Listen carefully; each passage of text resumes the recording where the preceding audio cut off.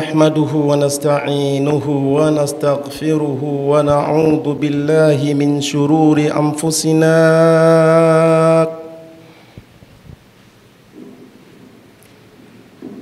ومن سيئات أعمالنا من يهده الله فلا مضل له ومن يضلل فلن تجد له وليا مرشدا أشهد أن لا إله إلا الله وأشهد أن محمدًا عبده ورسوله أرسله الله إلينا ليخرجنا من الظلمات إلى النور بإذنه جل جلاله. يا رب بك نستعين، يا رب بك نرجو السعادة ونتوكل منك يا أرحم الراحمين. يا الله ارحمنا برحمتك يا الله.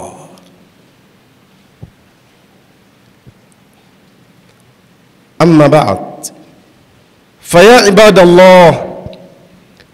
عباد الله أوصيكم ونفسي بتقوى الله سبحانه وتعالى. Ndugu zangu Waislamu, baada ya kumshukuru Mwenyezi Mungu Subhanahu wa Ta'ala na kumtakia rehema na amani, si mwingine bali ni mtume wetu Muhammad sallallahu alayhi wasallam. Awali ya yote na kuhusieni pamoja na kuhusia nafsi yangu katika swala zima la kumcha Mwenyezi Mungu Subhanahu wa Ta'ala. Kwani mara nyingi tumekuwa tukisema hatukuumbwa sisi wanadamu. Lengo na hikma ya kuumbwa sisi wanadamu ni kushikamana na mafundisho ya Mwenyezi Mungu Subhanahu wa Ta'ala, kama Mwenyezi Mungu alivyotuamuru ndani ya Qur'ani yake takatifu pale alipoanza kwa kusema baada a'udhu billahi minash shaitanir rajim wama khalaqtul jinna wal insa illa liya'budun. 56 aya surat Adh-Dhariyat. Lengo na hikma ya kuumba viumbe hawa ama hivi ni kushikamana na mafundisho ya Mwenyezi Mungu. Ndugu zangu Waislamu, anwani ya hutuba yetu ya leo itakuwa kama ifuatavyo: kila mmoja atavuna kile alichopanda. Kila mmoja atavuna kile alichopanda. Naomba mniazime masikio yenu na akili zenu kwa muda huu mchache tuweze kwenda sanjari na anwani hii. Katika hadithi ya mtume wetu Muhammad sallallahu alayhi wasallam anasema, na nukuu, nikiacha silsila ya hadithi nikija kwenye matni moja kwa moja, anasema al-kayyis man dana nafsahu wa amila ma ba'da al-maut wal ajiz man atba nafsahu hawaa wa tamanna ila Allahi al-amaniya. Mwisho wa kunukuu. Maana ya neno kwa neno, anasema mtu mwenye akili timamu, mtu mwenye kujitambua ni yule anayetathmini na kuiangalia nafsi yake, alafu kisha akaelewa ya kuwa ipo siku nafsi yangu itaondoka. Baada ya kutafakari hivyo, akawa ni mwenye kuitendea haki nafsi yake kwa faida yake. Huyu ana akili timamu. Lakini mtu mjinga asiyejielewa ni yule ambaye anaiona nafsi yake itaendelea kukaa milele katika ardhi ya Allah na ataishi milele, ikawa anayafanya mabaya alafu kisha anatarajia mema kwa Mwenyezi Mungu Subhanahu wa Ta'ala. Ndugu zangu Waislamu, kwenye anwani tuliyoitanguliza ya kuwa kila mmoja atavuna alichopanda, nitarejea kwenye hadithi ndefu, lakini nitachukua kipande kidogo kutokana na muda wetu. Ukienda kwenye Riyadhus Salihin, hadithi hii unaikuta ni hadithi maarufu sana. ya wale watu watatu waliokuwa wanasafiri. Baada ya kusafiri, safari wanayosafiri ni mbali, wamekwenda ikawa hawajafika sehemu husika, wakiwa bado wamo safarini. Jua likawa limekuchwa, kwa maana usiku umeingia. Wale mabwana wakawa hawezi tena kuendelea na safari yao. Wakajiuliza, tunafanya nini hapa tulipofikia na bado safari inatuhitaji? Wakashauriana kuwa waweke makazi pale ili kukipambazuka waendelee na safari yao. Ndugu zangu Waislamu, hao mabwana baada ya kukubaliana wote, moja katika riwaya inasema walikwenda kwa wakazi wa pale kuomba nafasi ya kustiriwa ili wajihifadhi pale, baadaye kwa maana siku inayofuata waendelee na safari yao. Wakakataliwa. Wakaona hakuna budi, wakatafakari, wakaenda wakawa wameingia kwenye pango, kwenda kukaa kwenye lile pango, kama kulala asubuhi wadamke, ama kukicha asubuhi waendelee na safari yao.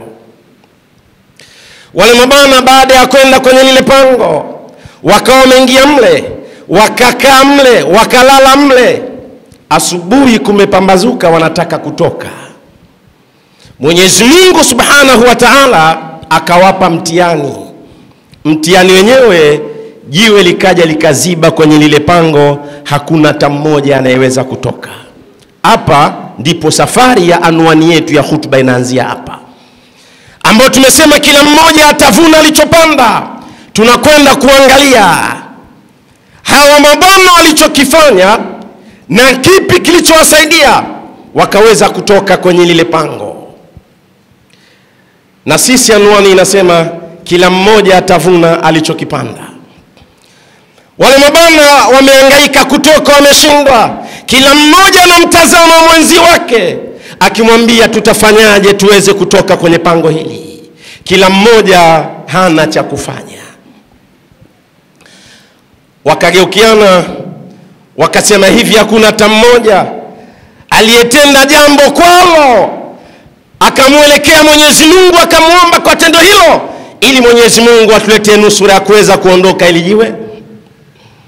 Mmoja katika wale akaanza akasema, mimi ninatawasal kwa Mwenyezi Mungu kwa jambo nilikuwa nikilifanya kwa wazazi wangu wawili, baba na mama, wakati wa uhai wao. Nilichofanya huenda kwacho Mwenyezi Mungu akatujalia. Wale mabwana wakamwambia ni lipi hilo? Akasema, ya Rab, ya Rab, ewe Mwenyezi Mungu, nilikuwa na desturi kwa wazazi wangu. Haya ni matendo aliyoyafanya, anayapeleka kwa Mwenyezi Mungu ili apate msaada wa Mwenyezi Mungu.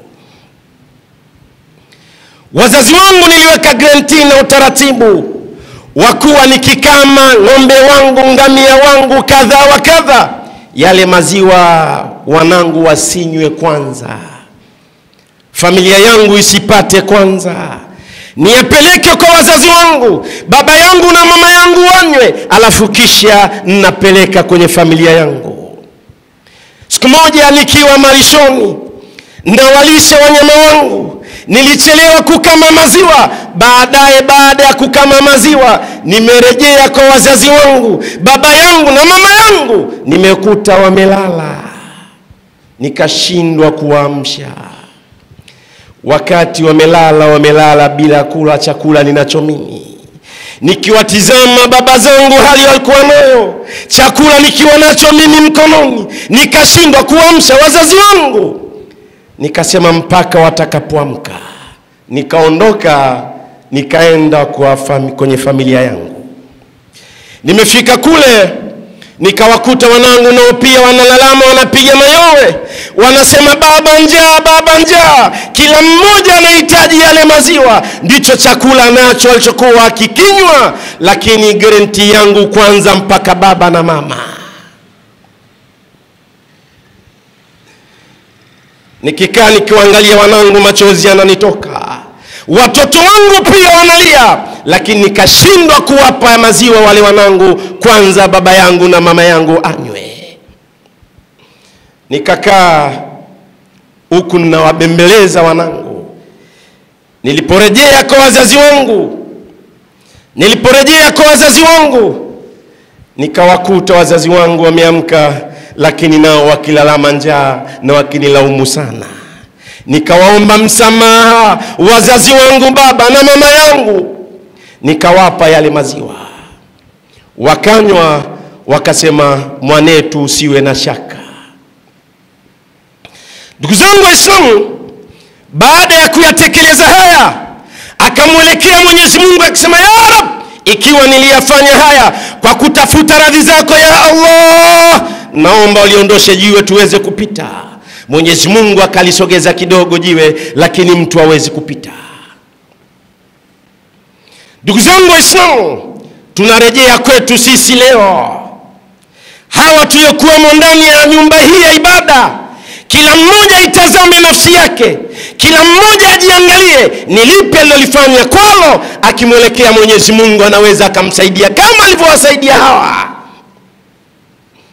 Ndugu zangu Waislamu, utukute mtihani mlango ufungwe, kila mmoja atawasali kwa Mwenyezi Mungu kwa matendo yake. Nani anaweza kutoka kwenye sisi tuliokuwepo hapa, tuliodili kila siku kazi yetu ni kusengenya?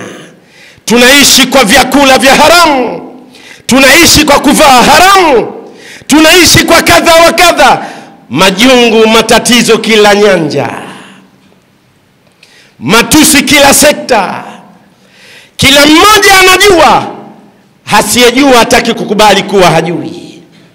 Kila mmoja anacho, hasiyekuwa nacho ana haki kwake ya kusaidiwa. Ndugu zangu Waislamu, kila mmoja atavuna alichokipanda.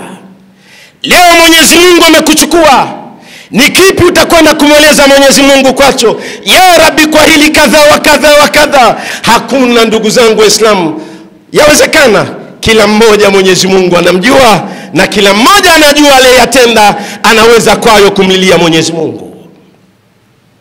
Ndugu zangu Waislamu, imefika mahala Waislamu leo tumepoteza taswira ya Uislamu wetu kwa matendo yetu. Dhahiri zetu zinaonekana kadha, kumbe batini zetu ni mbaya.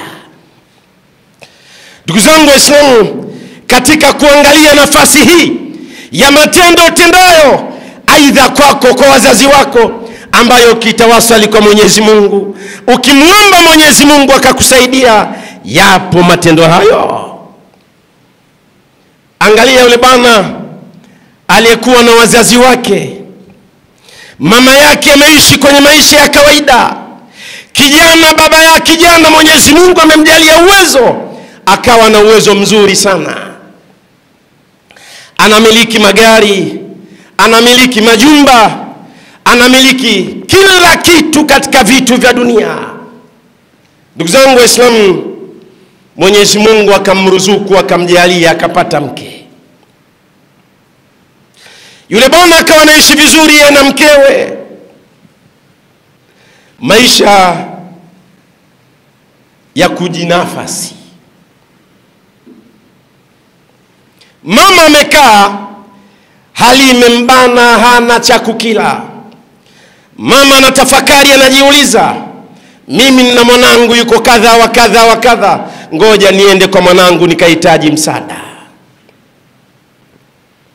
Mama ametoka alikotoka, amekwenda kwa mwanawe, anahitaji msaada, asaidiwe na mwanawe. Mtoto kabla ya kumsaidia mzazi wake anakwenda kumuuliza mkewe. Anakwenda kumuuliza mkewe, mkewe anamwambia, mama yako toka alivyofika hapa mimi sina raha, ni kadha wa kadha wa kadha. Akatoa maneno mengi sana kumshawishi mumewe. Mume akayabeba, akayachukua. akaenda kumtolea maneno mabaya mama yake, hakuongea naye vizuri mama yake. Mama akawa na shimizazi kwenye nafsi yake. Hatimaye mama kuchukua muda akawa ameondoka pale nyumbani, amerudi alikotoka. Mama amerudi alikotoka, Mwenyezi Mungu akaleta shani yake. Alivyoleta shani yake, yule bwana Mwenyezi Mungu akampiga bakora, mali zote zikaondoka. Akawa kwenye hali dhofu la hali, mke akakimbia. Hakuna kumsaidia, analalama, anakaa kitandani na maradhi yake, hakuna kumsaidia. Anapaza sauti, anasema mama, mama, mama umeniacha mama, wakati yeye alimuacha mama yake. Mama yake amekuja kumlilia, mwanangu kadha wa kadha wa kadha, lakini hakuona thamani ya mzazi wake. Mama aliyekubeba miezi 9, mama aliyekubeba mwaka mmoja, mama aliyekubeba miezi 6 kwenye tumbo lake, leo anakuja una kauli nzuri kwake. Ndugu zangu Waislamu, tukirudi kwenye kisa cha hadithi ndefu ya mtume wetu Muhammad sallallahu alaihi wasallam, yule mama aliyekuwa hayuko radhi na mwanawe baada ya mambo mengi kutokea, ni hadithi ndefu. Hatimaye yule kijana baada ya kumuudhi na kumkera mzazi wake, wakati amefikwa na mtihani wa kutokwa na roho, yule bwana taarifa zikaenea kuwa amekufa kwa lugha ya kileo. Baada ya kuenea taarifa, watu wamekusanyika ili kumwandaa kwenda kumhifadhi. Maandalizi yanafanywa, muda mchache yule bwana anazinduka. Watu wanashangaa kulikoni. Likatokea tukio hilo, watu wakatahayari sana. Baada ya hapo akaendelea kwenye maisha yake. Ikaja tena mara ya pili, nafupiza ili niende na muda. Baada ya mara ya pili ikatokea hali kama ya mara ya kwanza. Mara ya tatu tena hali ile ikajitokeza.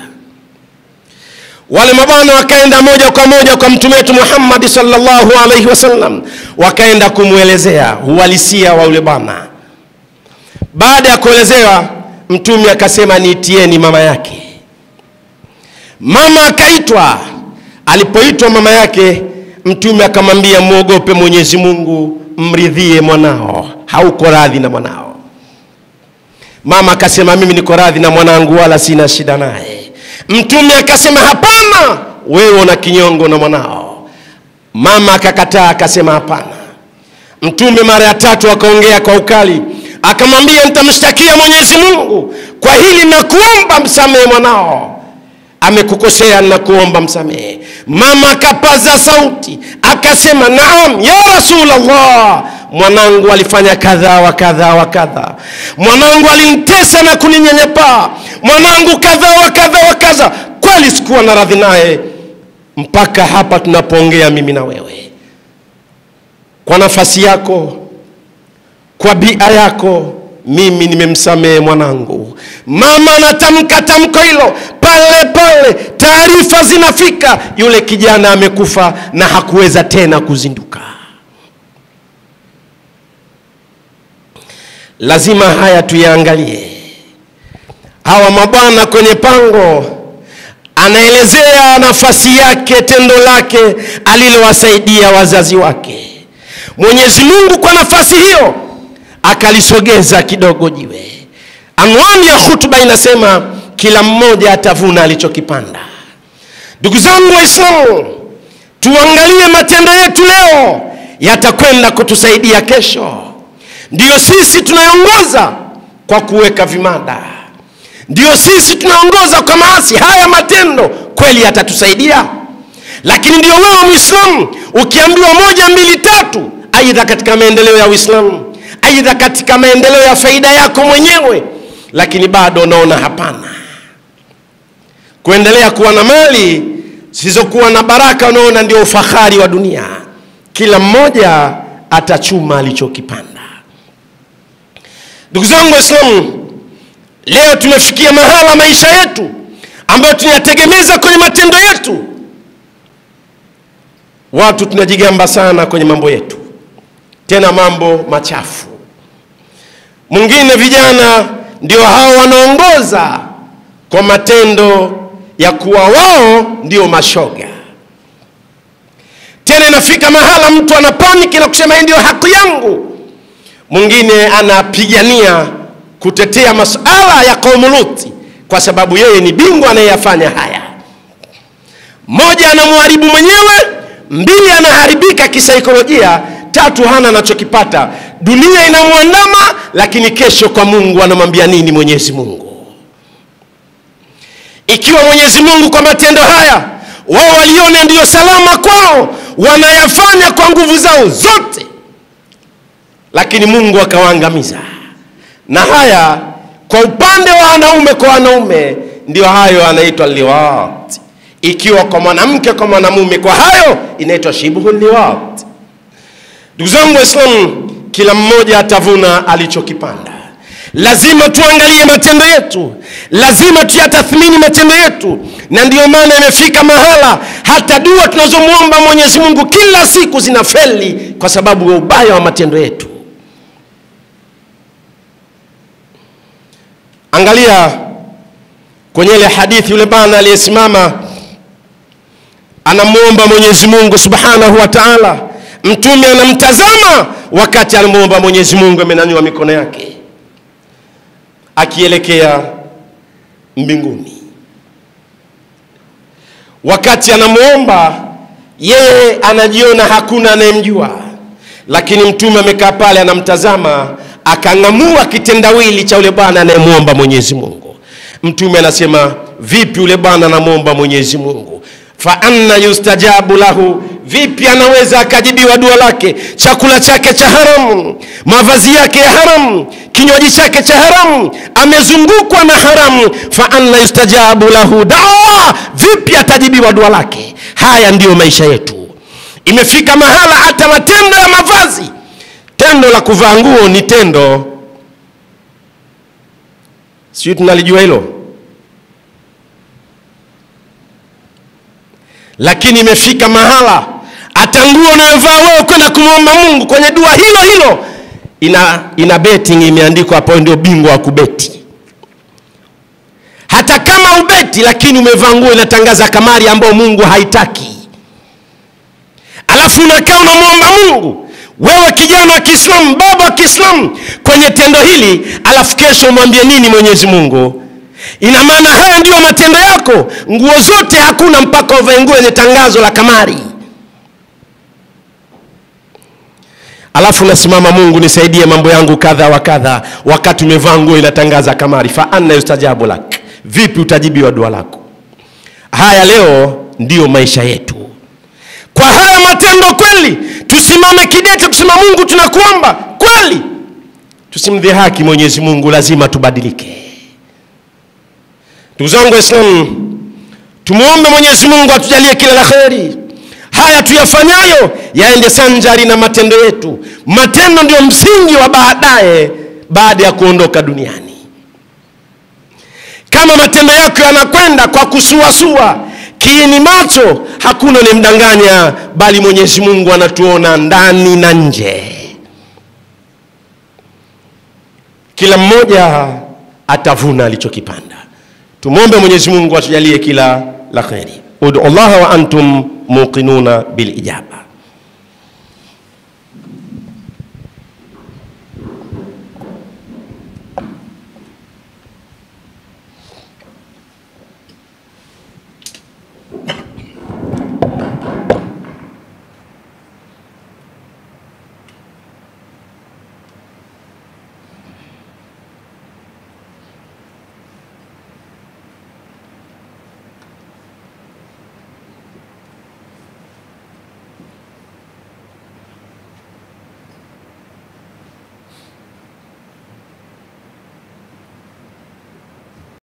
إن الحمد نحمده ونستعينه ونستغفره ونعوذ بالله من شرور أنفسنا ومن سيئات أعمالنا. من يهده الله فلا مضل له ومن يضلل فلن تجد له وليا مرشدا. ashhadu an la ilaha illa Allah wa ashhadu anna Muhammadan abduhu wa rasuluhu wa ba'd. Ndugu zangu Waislamu, nikimalizia muda umekwenda, nichukue aya 27 mpaka 41. 27 mpaka 41 nimalizie haraka. Na kwenye kila mmoja atavuna alichokipanda. Anwani ni hiyo hiyo. Kule nimezungumza kipengele kimoja tu cha yule mtu mmoja aliye kuwa anawasaidia wazazi wake. Bado mtu wa pili na watatu, hiyo tunaweka pending. Kwenye kumalizia hapa nichukue aya hizi 27 41 An-Nazi'at. Mwenyezi Mungu anasema baada a'udhu billahi minash shaitanir rajim, fa amma man tagha wa athara al-hayata ad-dunya fa innal jahima hiya al-ma'wa wa amma man khafa maqama rabbih wa nahaa an-nafsa 'anil hawa fa innal jannata hiya al-ma'wa. Mwisho wa kunukuu. Maana ya neno kwa neno anasema wa amma man tagha, yule aliyechupa mipaka. Aliyechupa mipaka. Lugha ya Kiarabu ni lugha tamu, lugha adhim. Hakuna lugha nzuri na pana kama lugha ya Kiarabu. Ndio maana zile herufi zake 28 ukiacha na herufi za Kilatini hizi, wengi husema herufi za Kihindo 24 kwa A mpaka mwisho. Kiarabu kimezidi herufi kama 4. Kila herufi moja na maneno 400.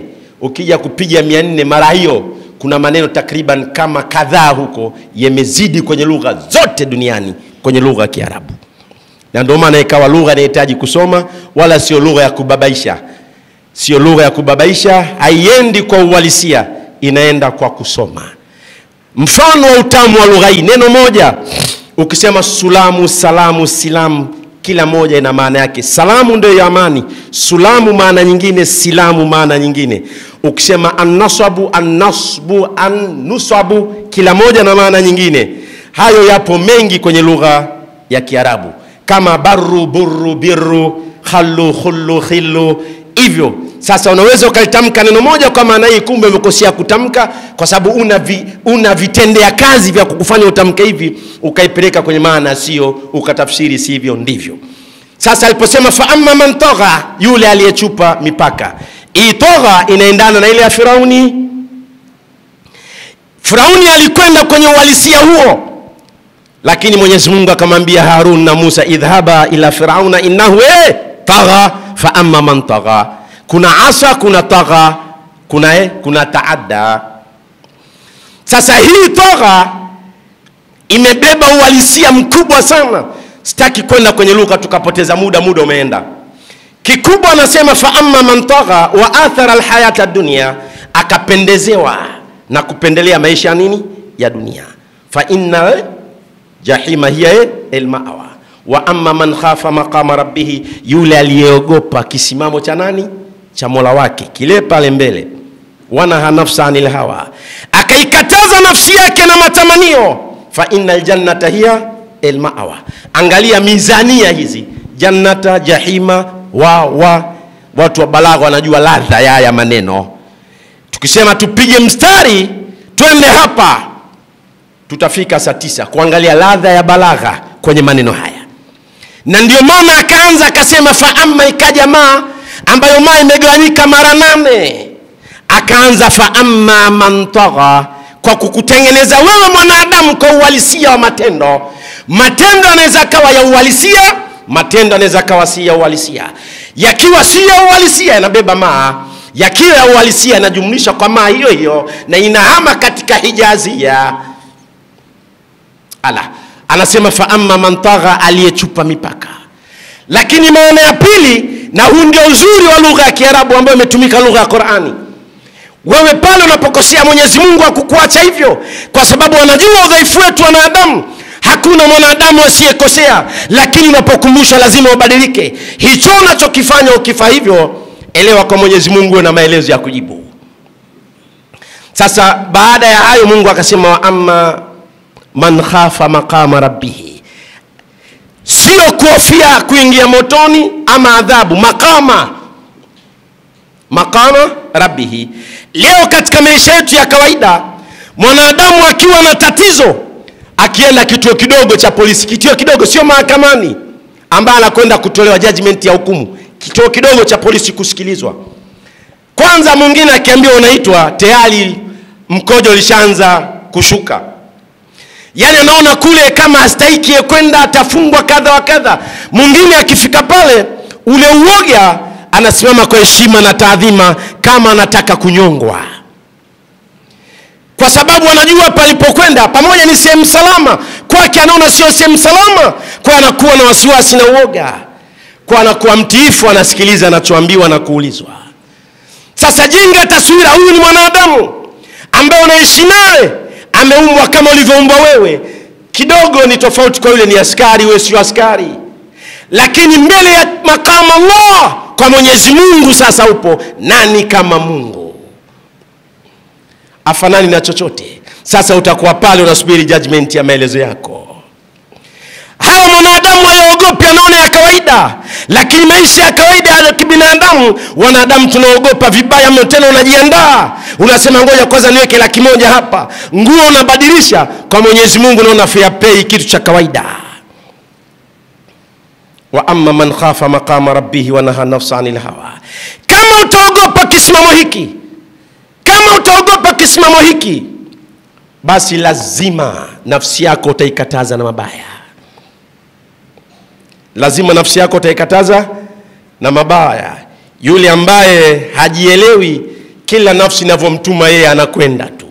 Nenda kaibe, anaiba. Nenda kazini, anazini. Nenda kafanye kadha, anakwenda. Hii ni nafsi inakusukuma. Mwisho ya yote wando watakuja kukiona cha moto. Lazima tubadilike. Kila mmoja atavuna alichokipanda.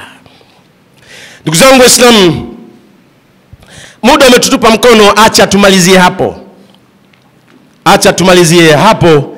Cha msingi na cha umuhimu, tuelewe haya tuyafanyayo tutakuja kuyavuna kesho mbele ya Mwenyezi Mungu Subhanahu wa Ta'ala. Matendo yetu yaende sanjari na yale anayotaka Mwenyezi Mungu, aliyetuamuru tuyatende katika ulimwengu huu. Hayo yatatusaidia. Nimalizie na maneno ya Malenga.